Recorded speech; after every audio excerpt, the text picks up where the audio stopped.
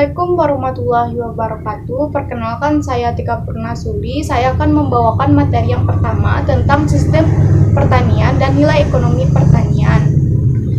Menurut Smith dan Solf, mereka memberikan pengertian sistem pertanian yang cukup luas, yakni mencakup seperangkat gagasan, elemen-elemen kebudayaan, keterampilan teknik, praktek, prasangka, dan kebiasaan yang terintegrasi secara fungsional dalam suatu masyarakat dan berkaitan hubungan mereka dengan tanah pertaniannya. Sistem pertanian pada masyarakat desa merupakan cara bagaimana mereka bisa hidup. Terlebih untuk masyarakat desa yang masih bersahaja dan kehidupannya tergantung sepenuhnya pada pertanian, maka sistem pertanian masyarakat desa identik dengan perekonomian mereka, yakni bila diartikan sebagai cara pemenuhan keperluan jasmaniah manusia. Di antara sekian faktor yang sangat besar pengaruhnya terhadap sistem ekonomi adalah yang pertama, yaitu keluarga. J.H. Bioke mengemukakan bahwa keluarga merupakan unit swasembada, artinya keluarga mewujudkan satu unit yang mandiri yang dapat menghidupi keluarga itu sendiri lewat kegiatan pertanian. Yang kedua, faktor tanah. Faktor tanah lebih kepada pengaruh luasnya, luas sempitnya pemilihan lahan terhadap sistem pertanian atau ekonomi. Jika pemilihan lahan yang sempit akan cenderung pada sistem pertanian yang insentif, terlebih bila ditunjang dengan tingkat kesuburan tanah yang tinggi. Contohnya ada pada pertanian sawah di Jawa. Yang kedua, sedangkan pemilihan tanah yang luas akan cenderung bersifat ekstensifikasi, contohnya adalah perkebunan atau perladangan di luar Jawa. Faktor yang ketiga yaitu faktor pasar. Pasar secara umum merupakan tempat terjadinya transaksi jual beli berbagai barang. Seandainya tidak ada pasar, mungkin para petani cenderung hanya menjadi pencocok tanam saja, yang semata-mata untuk memenuhi kebutuhan pangan mereka. Dengan adanya pasar, terjadilah hubungan-hubungan antara petani yang tidak hanya bersifat ekonomi, melainkan juga bersifat sosial dan kultural.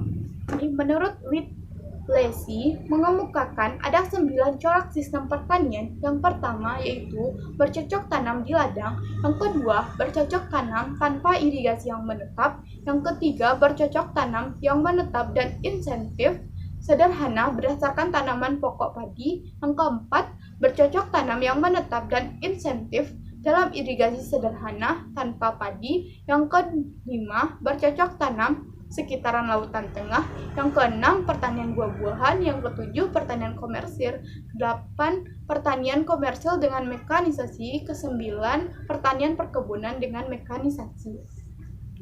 Corak sistem seperti itu menggambarkan adanya keberagaman sistem pertanian, sehingga jika mereka dipandang sebagai masyarakat homogen secara universal adalah pemahaman yang tidak benar.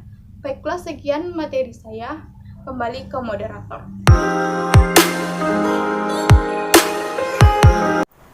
Assalamualaikum warahmatullahi wabarakatuh. Baiklah, saya Teresa Yulia Fitri. Di sini saya akan menjelaskan mengenai pengolahan lahan pemasaran hasil pertanian. Berbicara mengenai pertanian, ia tidak hanya sebatas kegiatan memproduksi ataupun mengolah atau kegiatan pertanian, namun juga mengenai pemasaran hasil pertanian, di mana pemasaran itu sendiri berarti memindahkan atau memproduksi barang dan jasa dari produsen ke konsumen. Nah, kegiatan pertanian ini barulah memiliki arti ketika petani itu menuai keuntungan dari hasil pemasaran pertanian mereka itu. Namun, terdapat banyak kendala yang dihadapi dalam kegiatan ini. Salah satunya itu banyaknya terjadi alih fungsi lahan yang dipergunakan untuk membangun perumahan ataupun gedung-gedung, sehingga kurang optimalnya dalam memaksimalkan untuk lahan pemasaran hasil pertanian tadi. Nah, di sini peran pemerintah itu juga ikut serta dalam menunjang pemasaran hasil pertanian tadi. Misalkan dengan menyediakan lahan yang luas serta cakupan jaraknya yang berdekatan dengan lahan pertanian sehingga mampu menekan biaya pengeluaran. Selain itu bisa juga dengan memfasilitasi petani dengan transportasi. Nah, mengenai masalah lahan ataupun tempat pemasaran hasil pertanian itu juga kurang terimplementasikan dengan baik karena kebanyakan hasil pertanian itu lebih banyak beredar di pasar tradisional ketimbang di bisnis retail. Nah, mungkin kebijakan selanjutnya yang bisa dilakukan itu dengan memberdayakan sumber daya manusia serta lembaga usaha di bidang pengolahan dan pemasaran hasil pertanian dengan melakukan inovasi dan diseminasi teknologi pasca panen dan pengolahan sehingga mampu meningkatkan nilai tambah, mutu, ataupun dari segi pemasaran hasil pertanian itu sendiri. Sekian penjelasan dari saya. Assalamualaikum warahmatullahi wabarakatuh.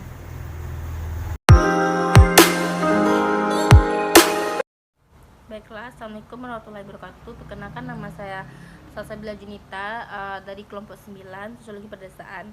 Dan di sini saya akan ingin menjelaskan materi yaitu tentang masalah modal pertanian terhadap tengkulak dan lembaga keuangan. Nah, di sini sedikit pengulasannya. Dalam memasarkan hasil pertanian, banyak sekali petani kecil yang kesulitan dalam memasarkan hasil pertaniannya. Hal ini disebabkan oleh berbagai hal. Bagaimana kita tahu, Indonesia adalah negara kepulauan yang luas, masih banyak daerah-daerah sentra pertanian yang belum terjangkau terhadap sarana dan prasarananya. Di sini petani-petani kecil juga dihadapkan oleh persoalan permodalan. Masih banyak dari para petani yang belum terjangkau. Jadi beberapa masalah yang ada di sini lebih ditonjolkan terhadap masalah tengkulak dan lembaga keuangannya. Yang pertama itu tengkulak. Tengkulak adalah orang yang memberi pinjaman uang tidak resmi atau resmi dengan bunga yang tinggi. Dalam beberapa kasus, petani meminjam karena ada kebutuhan modal yang mendesak, dan tengkulak yang meminjamkan uang dianggap sebagai penolong. Tengkulak sendiri sebagai kreditor pembeli hasil produk pertanian mendapatkan keuntungan berlipat. Keuntungan tersebut didapat dari bunga dari pinjaman yang diberikan dan keuntungan dan selisih harga beli di petani dengan harga jual di pasar konsumen. Walaupun harga akan bergerak sesuai permintaan dan penawaran barang, selisih keuntungan akan lebih banyak dinikmati tengkulak sendiri. Nah, sebaliknya petani akan dirugikan karena terbebani hutang dengan bunga pinjaman yang tinggi, serta dirugikan untuk mendapatkan kesempatan memperoleh harga yang layak bagi hasil panennya. Yang B, lembaga keuangan. Profesi petani kurang mendapat kepercayaan dari bank untuk mendapatkan suntikan dana. Hal ini dikarenakan penghasilan petani dinilai terlalu kecil dan tak punya anggunan memadai untuk jaminan pinjaman. Pihak perbankan meyakini bahwa sektor pertanian di Indonesia yang belum dikelola dengan skala industri menjadi salah satu kekhawatiran perbankan dalam memberikan kredit ke sektor pertanian. Sebab risiko gagal panen dan biaya produksi semakin tinggi, pihak perbankan meyakini bahwa sektor pertanian di Indonesia yang belum dikelola dengan skala industri menjadi salah satu kekhawatiran perbankan dalam memberikan kredit ke sektor pertanian. Sekian dari saya. Kalau ada yang salah, mohon dimaafkan. Wabillahi taufiq wal hidayah. Assalamualaikum warahmatullahi wabarakatuh.